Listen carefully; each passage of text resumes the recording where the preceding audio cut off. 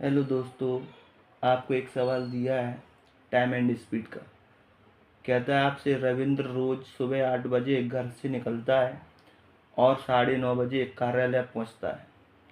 एक दिन उसने अपना घर 8 बजे छोड़ा, लेकिन सामान्य गति से 3/4 की गति पर 1/3 दूरी की यात्रा पूरी की। अगर वह समय पर कार्यालय पहुंच गया तो रविंद्र ने अपनी सामान्य गति से कितने गुना गति पर यात्रा के शेष हिस्से में यात्रा की। तो देखिए, इस प्रकार का सवाल आप कैसे करते हो। अगर मान लीजिए रविंद्र 8 बजे गया और पहुंचता कितने पर है, 9:30 पर,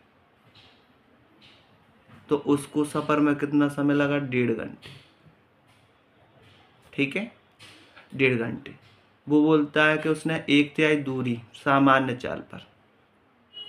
मान लीजिए मैंने कह दिया कि यहाँ से ये टोटल डिस्टेंस है जिसकी 1/3 मतलब टोटल 3 होगी, तो 1 और ये 2 हो गई, टोटल 3। तो कैसे करता है, सामान्य पर, मतलब ये सामान्य चाल का 3/, तो अपन कह सकते हैं सामान्य चाल उसकी 4 है, तो चलता कितने से, 3 से, तो ये स्पीड हो गया। अगर आप स्पीड का उल्टा करोगे तो टाइम आएगा, तो ये आ जाएगा 3 और ये आ जाएगा 4।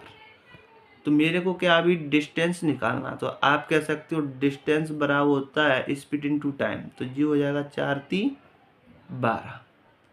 तो 12 डिस्टेंस आ गया। तो मैं कह सकता हूँ जहाँ जो 1 है और जहाँ जो 3 है, तो अपन कह सकते हैं अगर 3 यूनिट का वैल्यू टोटल 12 है तो 1 यूनिट का कितना आएगा, 4।